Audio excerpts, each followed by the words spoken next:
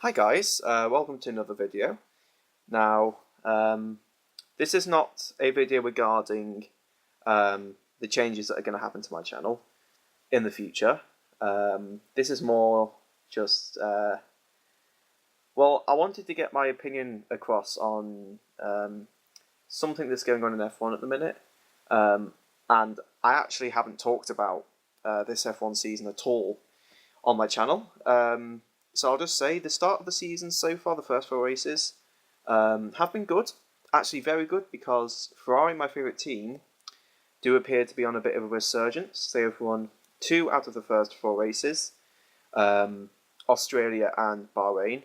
Mercedes have won the other 2. However, considering what the start of last year's campaign for Ferrari was like, this year has been much better, and yeah, just the races in general have been pretty good. I mean, overtaking has been a bit of an issue, but honestly, in my opinion, the fact that overtaking is hard to do means that the actual races themselves, when cars are jumbled together, actually makes it more exciting, because they're actually battling to get ahead, if you know what I mean. Whereas if DRS had a huge effect like it has done for the past few years, it's just boring to watch. The overtakes are easy.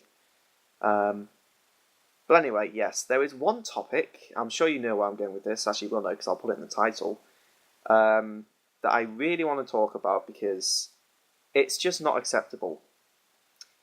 And that is, of course, Honda. Not McLaren themselves, Honda.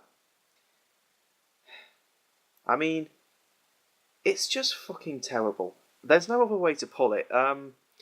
Obviously, when they joined in 2015, their campaign that year was horrendous. It was really bad. It did improve in 2016, but not as much as we'd hoped. But it did improve, which for that reason it encouraged Fernando to stay for this year, in hoping that they would be able to challenge for constant points, podiums, and maybe even a win here and there.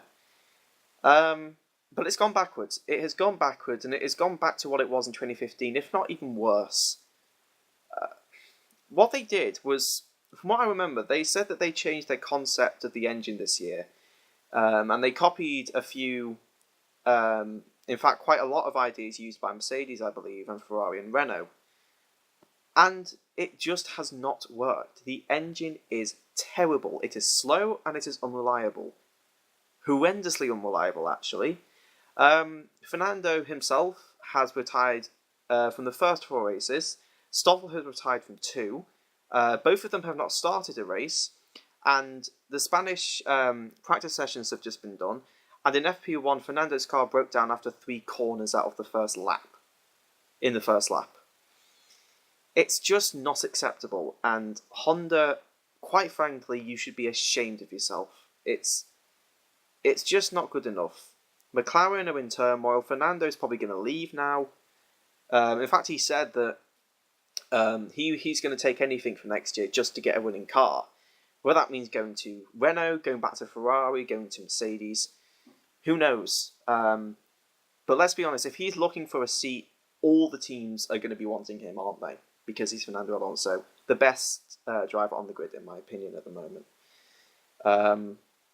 But yeah, anyway, I mean, just unacceptable. I don't know what McLaren are going to do, because all they can do really is stay with Honda. As bad as their engine is at the minute, they just have to stay with them. And because they get, I think it's £100 million bonus from Honda by having that partnership. So if they choose to leave Honda, they're going to lose a lot of money and a lot of sponsors as well. So basically, their only choice is to stay with Honda and just hope and pray that they sort their shit out. And also, Sauber are going to be using Honda engines from next year. People have split opinions on that. Although I am, as much as it sounds like I'm probably ranting here, which I am doing, I still do have a little bit of hope that next year will be better. Let's be honest, it can't get much worse, can it? So next year will be better, and hopefully Sauber, by having Honda engines, can do much better than this year in which they have a year-old Ferrari engine. So, because by working with Honda, they'll be able to, you know what I mean. But yes, at the moment, the situation at Honda is unacceptable. It is terrible. The engine it's just shit. It really is horrible. Utterly, utterly horrendous. I can't express, I mean, it's not just as I said before, it's not just the reliability, it's just slow as well. Even if they didn't have the reliability issues that they're having, it still wouldn't be nowhere near as good as the Ferrari, Mercedes, or Renault engines. So it probably wouldn't even be as good as last year's Ferrari engine, which Sauber are using this year. So yes, if you can't tell, and